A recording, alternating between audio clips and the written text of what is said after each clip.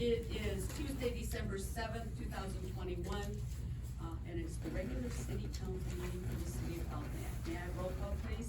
Mayor Pro Tem Bembas. Here. Councilman Blair. Here. Councilman Gillis. Here. Councilwoman Harris. Here. Councilman Martin. Here. Councilman Scarbeck. Here. Mayor Schoenberg. Here. Madam President. At this time, we'll take a moment of silent prayer, and please keep in your thoughts the displaced residents of Rollingbrook, Senior Living, and Oxford, Michigan, and their residents.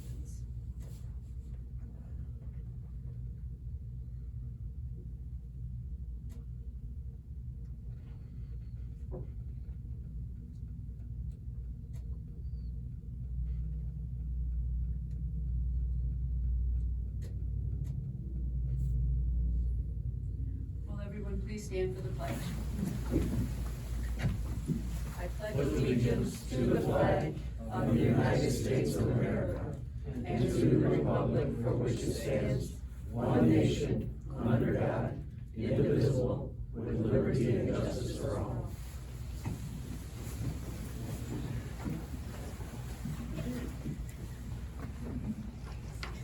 May I have a motion to approve tonight's agenda, please? So moved. Support. All those in favor say aye. Aye. Those opposed? We have an agenda. We have two presentations this evening. The first one will be presented by Councilman Martin to Eugene Oshashanik. You guys are up. I'm a photographer. You better be or your mother will kill you. Every family has to have one.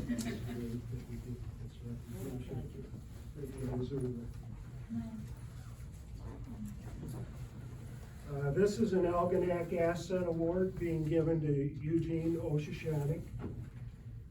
And Mr. Oshashanik works for Algonac Community Schools and has been a resident of Algonac for over 40 years. He was nominated for this award for his dedication and support of the kids, residents, and events held in the city. He always delivers and sets up necessary supplies and picks them up for many events, from the pickerel tournament to the Halloween bonfire, and for events that include fundraisers for students. His efforts have been of tremendous help that also contribute to the success and enjoyment of the occasion. As a postscript to this, Eugene and my dad worked together for the school and became best of friends. Because of that, I have seen that there isn't anything Eugene can't do and won't do for someone. And I've always appreciated that. The Algonac Asset Award.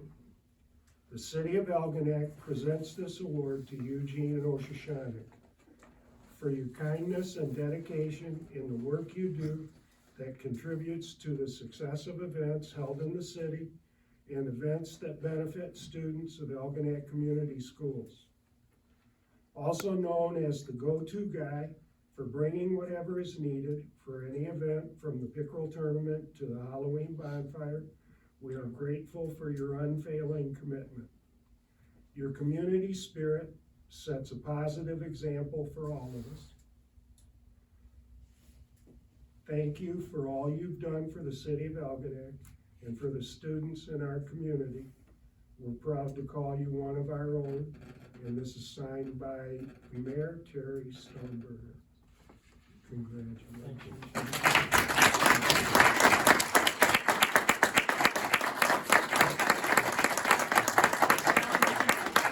Want to take pictures?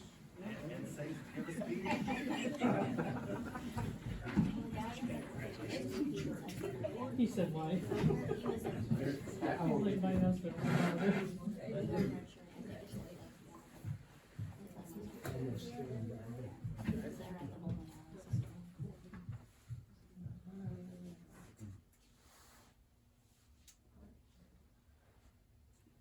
Thank you.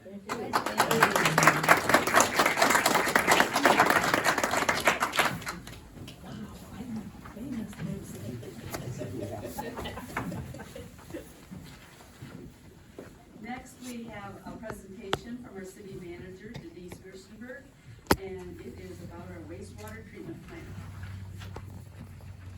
Thank you, Mayor Stoneburner. Today we have a presentation on the history of the treatment plant as well as some of the challenges that we will be facing in the near future. So, to start off with, in 1966, Algonac resolved to build a sewage treatment plant. In '67, Algonac entered a contract with St. Clair County. The facility will be owned and operated by the county. In 1968, the plant is completed and operational. In 1971, the plant is expanded to provide service to Clay and Ira Township.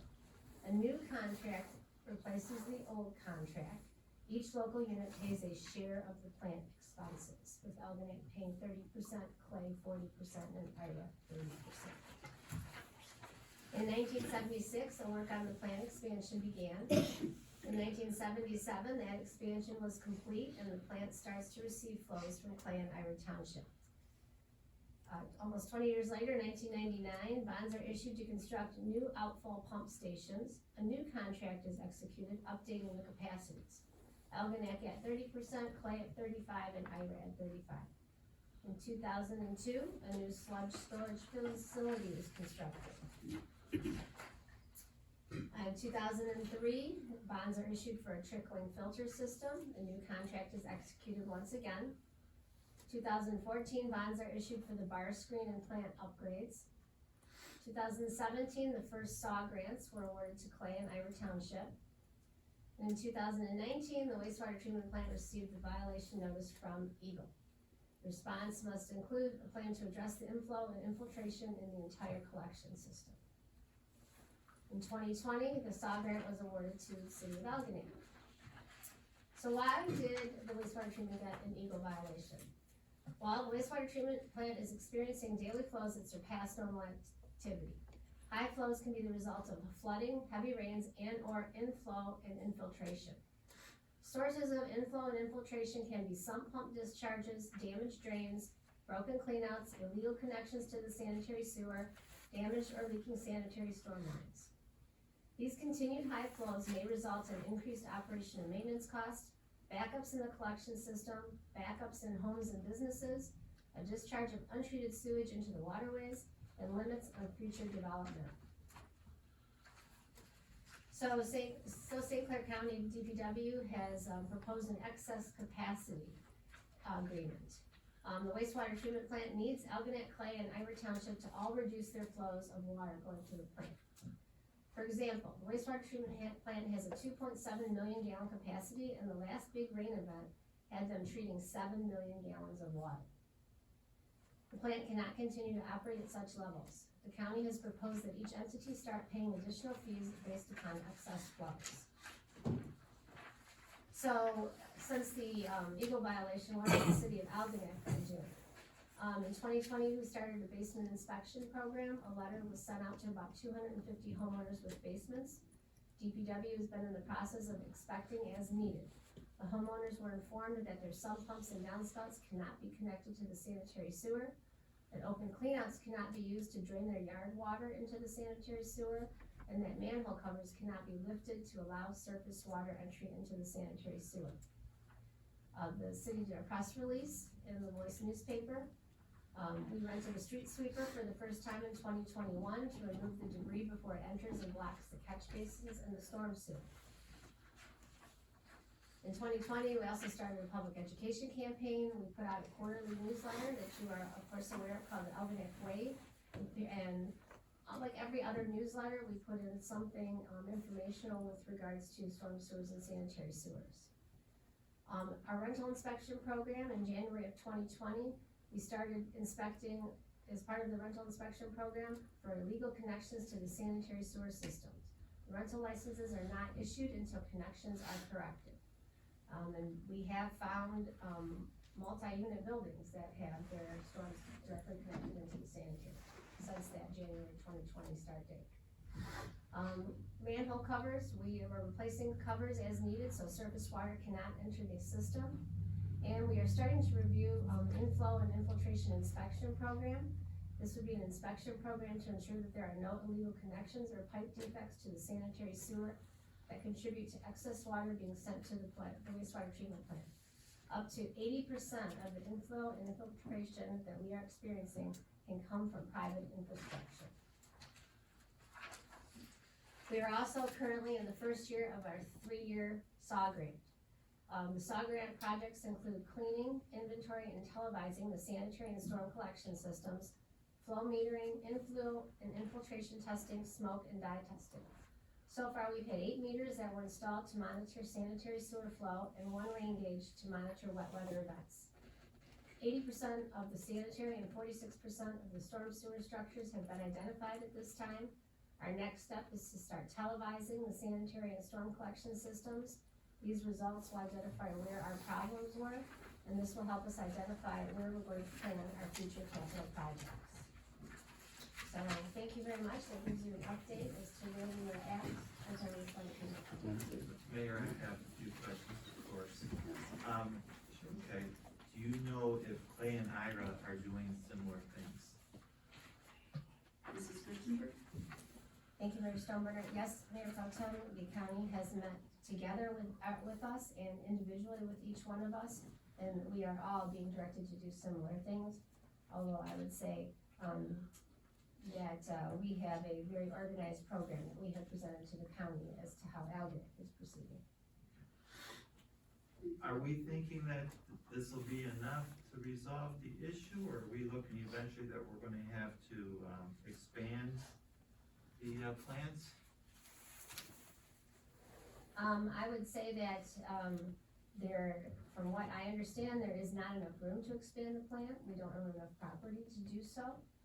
And that, we probably are going to be seriously looking at a change in ordinance for the infiltration inspections, since most of the infiltration is likely coming from private residences. Thank you. Anyone else? All right, thank you, Mrs. Christenberg. Next is time for public comment. Please state your name, your address, and you will have 5 minutes to speak. Council and city manager will not engage in conversation during your 5 minutes. Please be respectful of the speakers, the city council, and the democratic process during these comments and throughout the meeting. Would anyone like to speak?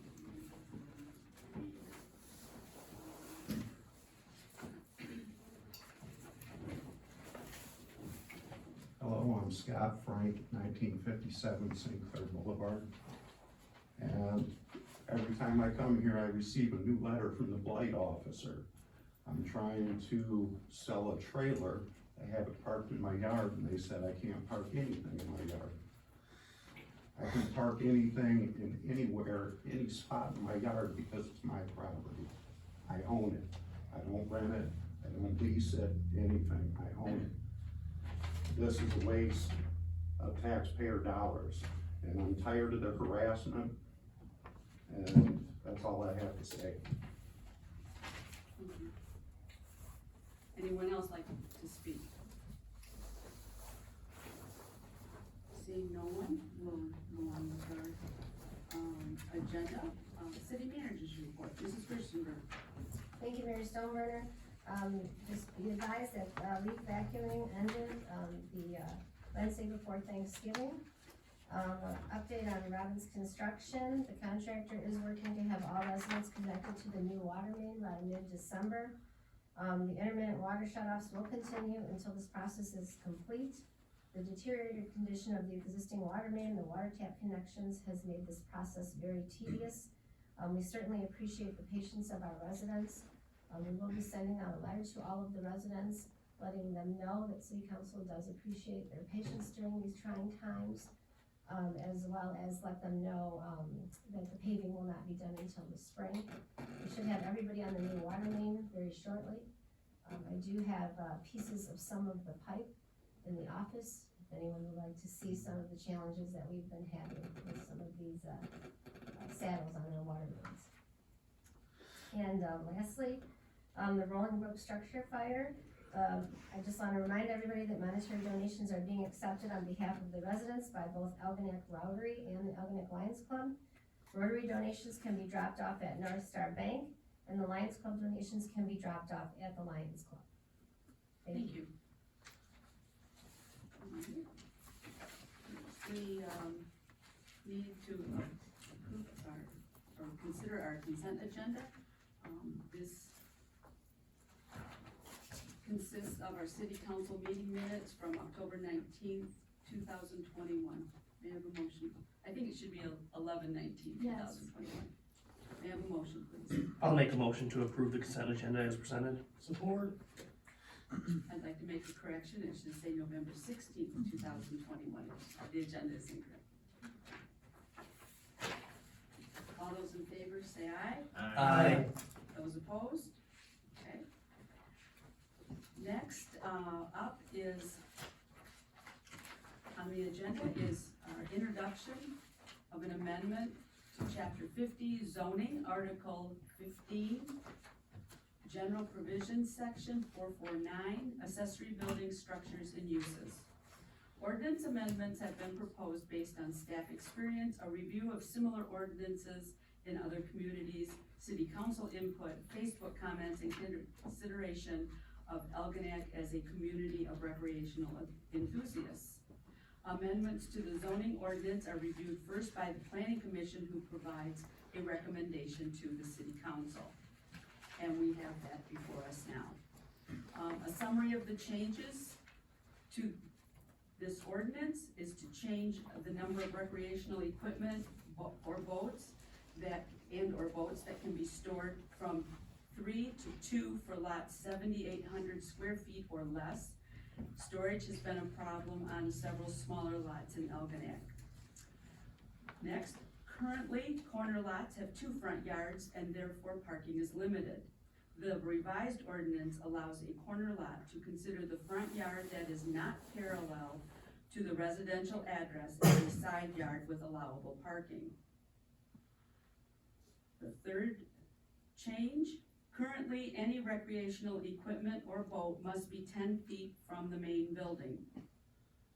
The proposed change eliminates this and states that a unit can be parked no closer than 3 feet to any window or door. This provides more room for parking and allows egress in case of a fire in a nearby building. Next, the proposed ordinance is more flexible with regards to parking surfaces. Currently, new parking surfaces must be concrete or asphalt.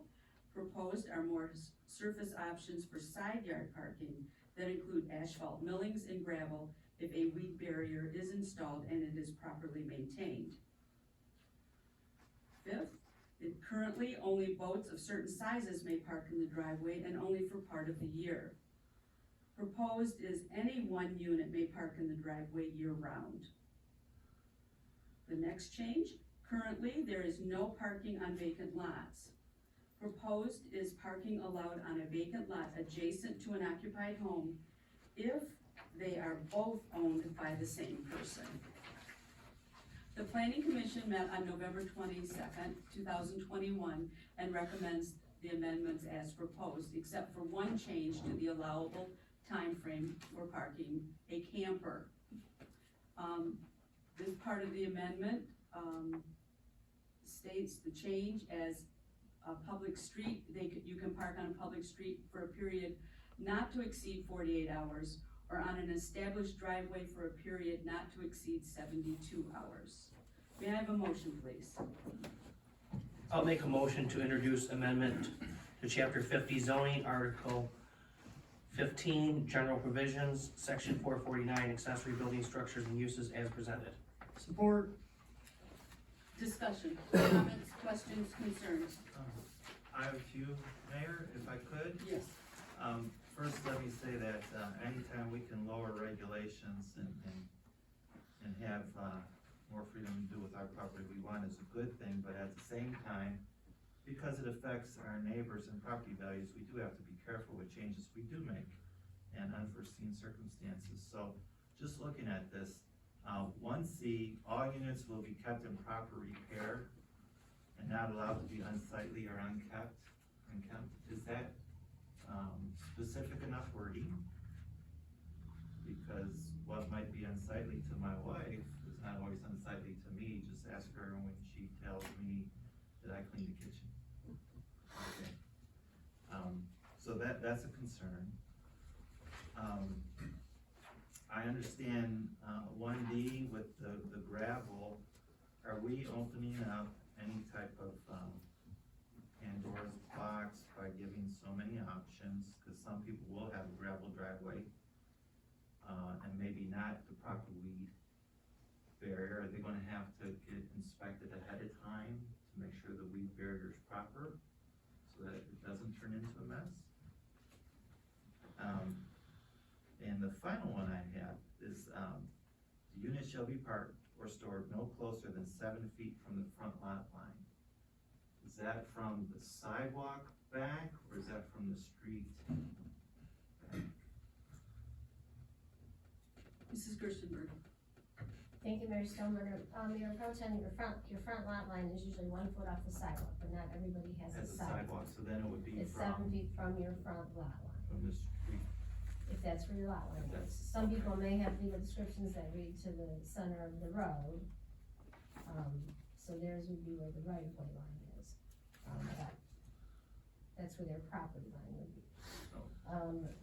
As for unkempt, improper repair and not allowed to be unsightly or unkempt, that has been where that phrase has, been working well for us. Okay, I mean, it means, you know, your tires can't be not inflated, you can't have no tires on your vehicle. So it's not just you have an older vehicle, I mean, there has to be something wrong with it. And the driveway for gravel, you do need a permit to put a driveway in. okay. So you Okay, will so, have, so you, like the side yard parking, sorry to cut you off, they're still gonna have to get a permit or whatever to make that Yes. sidewalk parking thing, so even if it is gravel, we're telling them this is the proper way to do it. right, cause we wanna make sure there's a weed barrier and it's properly maintained, you didn't just throw a bunch of gravel down on your driveway. Okay. And it's my understanding that we do not, you don't need gravel or something to park in your backyard if you're putting your recreational vehicle in your backyard. Is that correct? The current ordinance requires that you, anytime you have a recreational vehicle in your backyard, you're supposed to have it on asphalt or concrete. Addressed in another ordinance that the planning commission will be looking at, in January, would allow you to park, one recreational vehicle on grass in your backyard. Thank you. Thank you. Anyone else?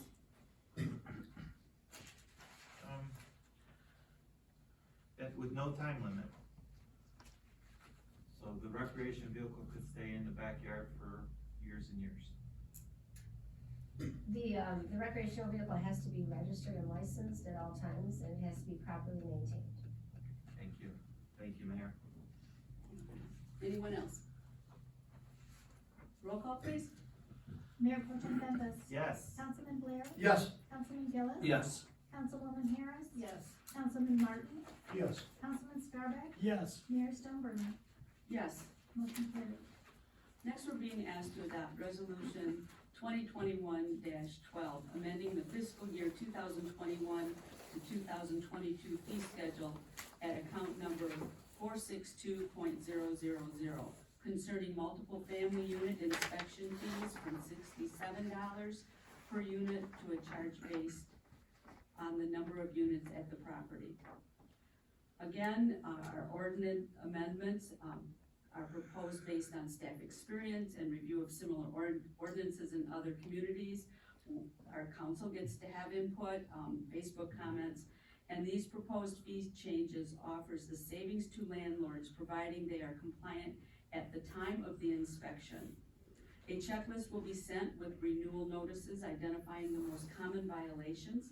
This gives landlords a chance to fix violations and be compliant with the first inspection. Landlords with noted violations would be assessed additional inspection fees as needed to gain compliance. It is recommended that the fees associated with this ordinance be amended as follows. For multi-units, which are 3 or more, or multifamily, which is 3 or more units, currently, it costs $50 for an annual license per unit and $75 biannual inspection per unit. Proposed is a $50 annual license per unit plus a per building annual inspection fee. Up to 5 units would be $300, 6 to 11 units is $400, and 12 plus units is $500. May I have a motion, please? I'll make a motion that we adopt resolution 2021-11, amending the fiscal year 2021-2022 fee schedule at account number 462.000 concerning multiple family unit inspection fees from $75 per unit to a charge based on the number of units at the property as presented. Second. I'd like to start off the discussion. We were given an example by Chief Doan if someone had 3 apartment buildings with a total of 74 units. Currently, the annual inspection, or the annual license and the biannual inspections would cost, just for one biannual inspection, would be $9,255. Proposed, that cost would drop to $5,200. So it's a savings for the landlord unless he has to keep going back for inspections and things. So in a way, I look at this as if you do the right things, you get rewarded. There's a benefit to being in compliance all the time.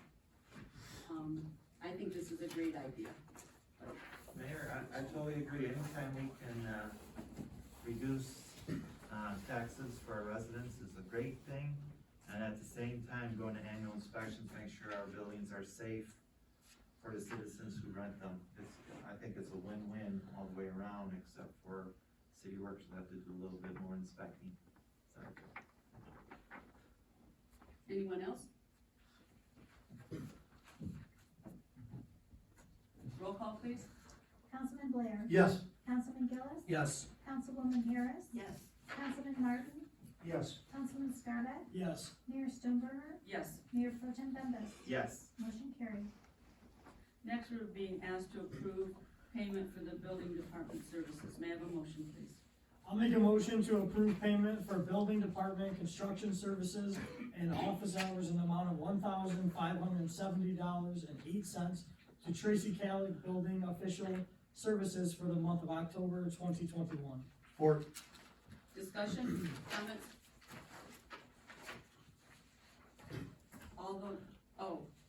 Roll call, please. Councilman Gillis. Yes. Councilwoman Harris. Yes. Councilman Martin.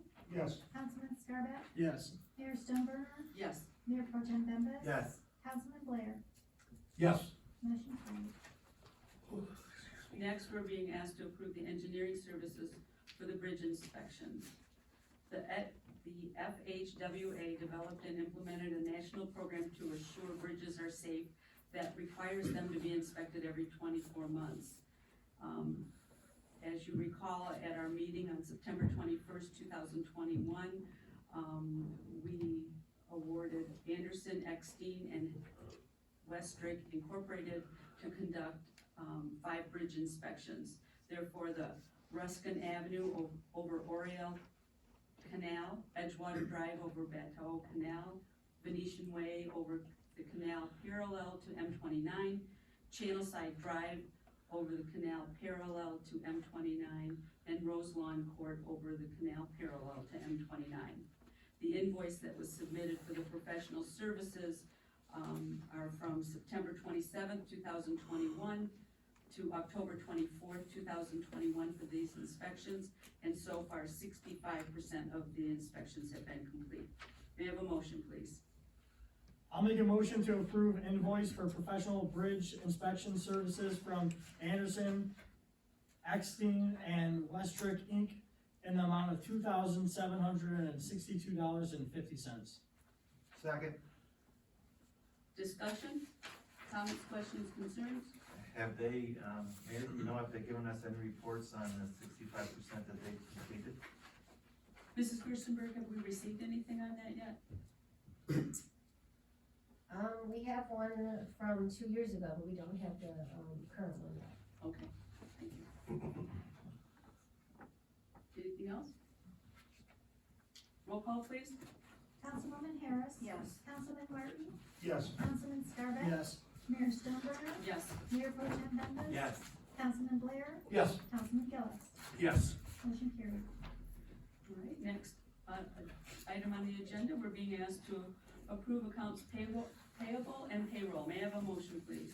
I'll make a motion to approve accounts payable and payroll in the amount of $297,937.47. Second.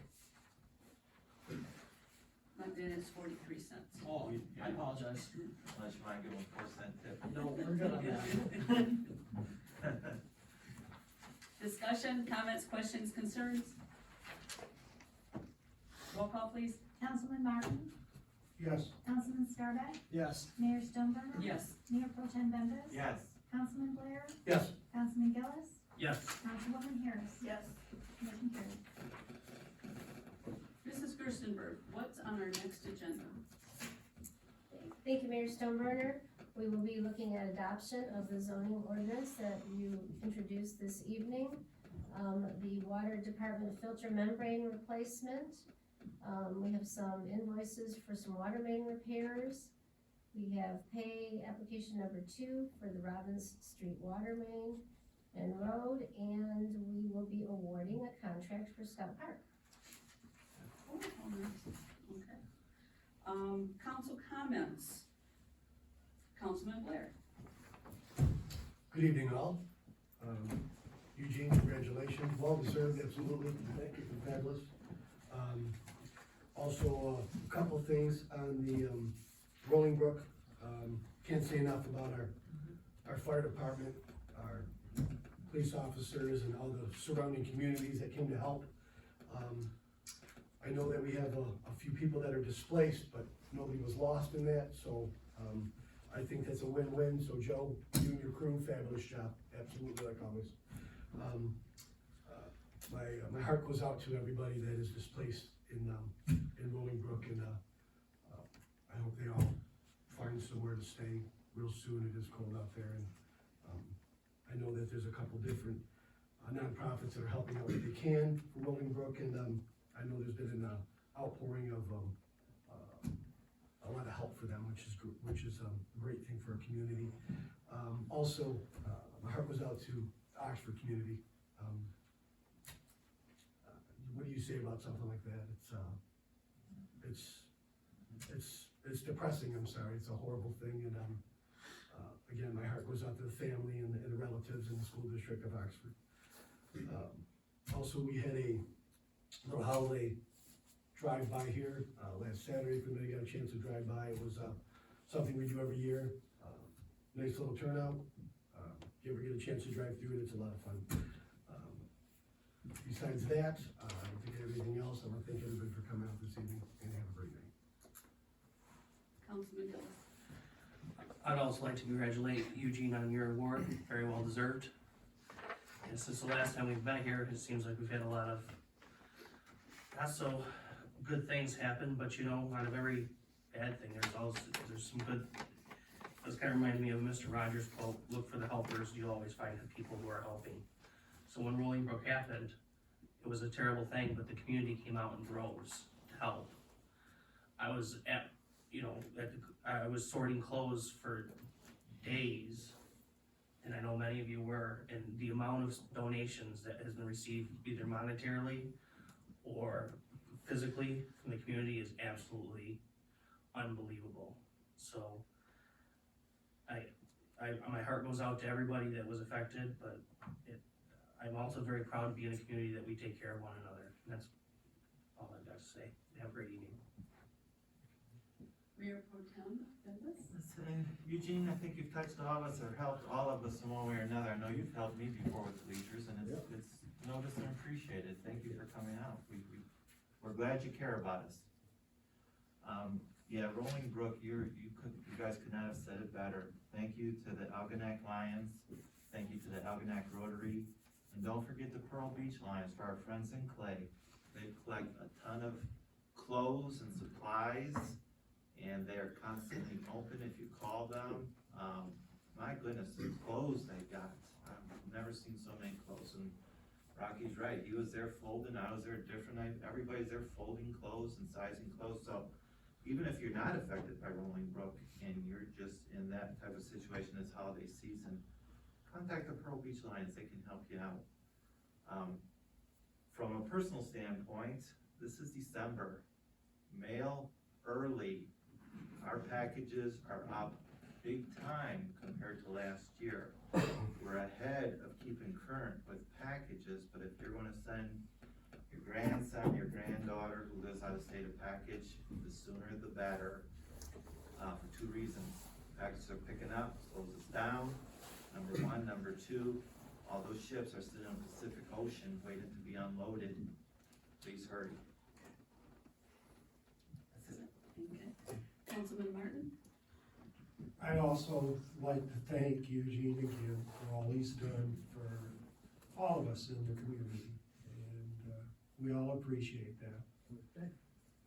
And when I heard about the fire at Rolling Brook, I got in the car and I went over and I watched and observed as all the fire departments were coming, and so that regional help that we give to each other, community fire departments, big benefit, and I thank all those communities and our fire departments for cooperating. And as I watched, I saw the emergency vehicle not leaving, which was a good sign for me, that nobody was getting hurt. And in talking with some of the people at the Lions Club and knowing that everybody was safe, that was the most important thing. There'll be a rebuild and everybody hopefully can get back to normalcy within a shorter period of time, not a longer period of time. Thanks. Councilwoman Harris? I want to congratulate Eugene and also express my thanks to our fire department underneath Joe Doan. Chief Joe, thank you for everything that happened, because I also went to the Lions Club that night and I was moved by how much, within a few hours, there was tables laden with blankets and food, and I was really proud of my community too. And I want to express my deep regret over the incident at Oxford, so thank you. I wanna thank Mr. Oceansonic for everything you do from the community, especially with our bump and run, all the help you gave us, Mr. Mendes, so thank you again for that. I also wanna thank our first responders for everything they do, especially with the Rolling Brook fire. It was crazy how many people were out there, and I'm glad everyone made it safe out, and thank you guys for coming out, and have a good night. Thank you. Eugene, you're a constant in our community, and a lot of communities don't have that, but we know you're gonna be there for us, and because you always have been. The kids over the years have watched you for several years, in the community schools, and now they're adults with families of their own, and they still look to you for that, and for that, I appreciate that. Thank you very much for being that constant in our community that every community needs. The parade was nice, that we had Saturday night. Could use some more entries into it, maybe next year.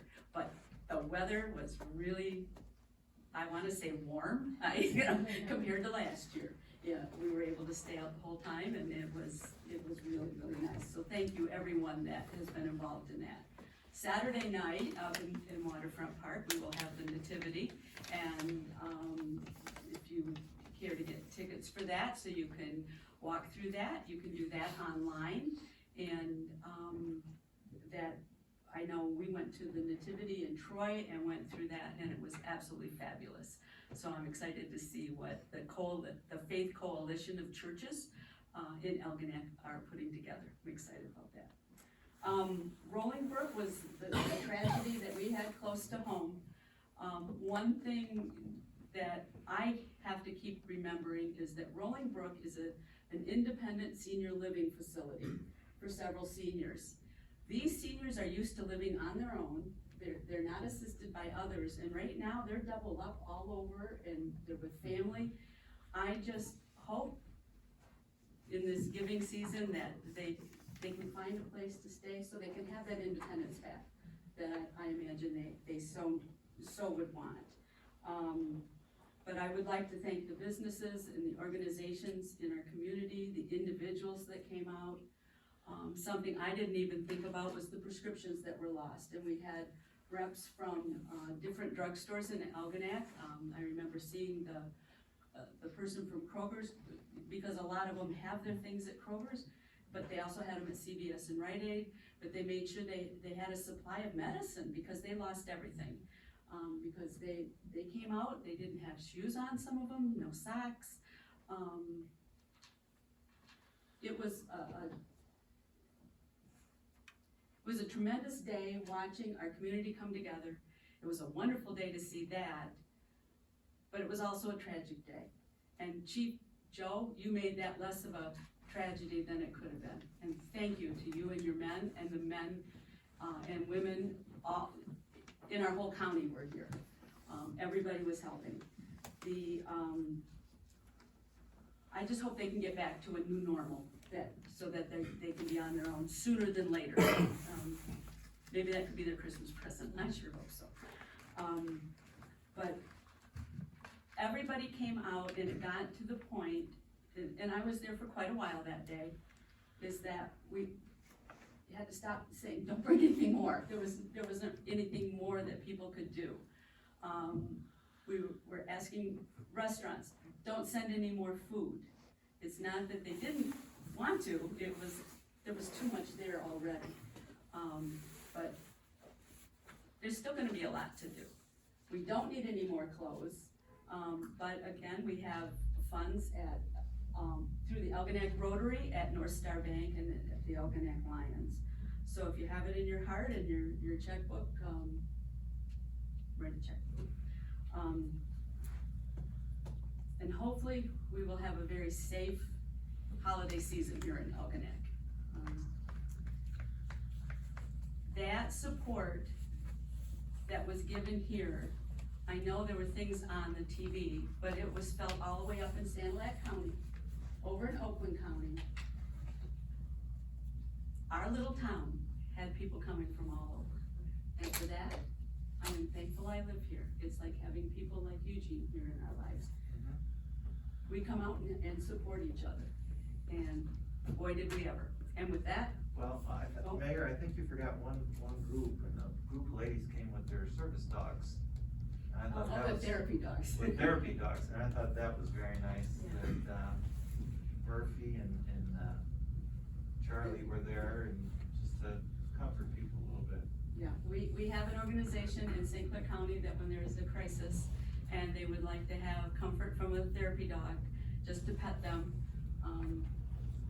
I belong to that, and you can get a hold of me or anyone at the St. Clair County Emergency Management Department, and we'll come. We don't always go to happy times. Tomorrow morning though, Millside Elementary will be a lot of fun. Charlie gets to have his first time there tomorrow morning, so.